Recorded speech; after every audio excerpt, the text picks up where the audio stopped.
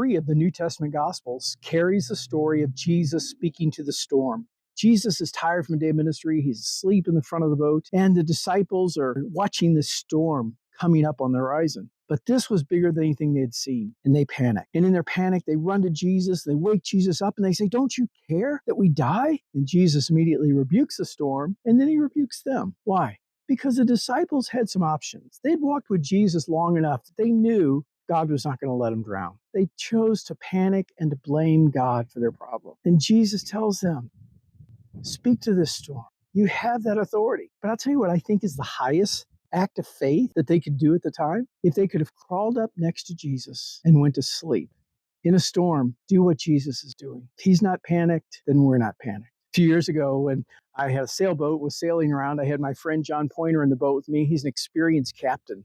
And we were in a pretty big wind. And the boat's heeling. That means it's leaning to the side. And I'm getting a little nervous. But John's at the helm. So I turn around, I look, and John's just smiling. He's happy.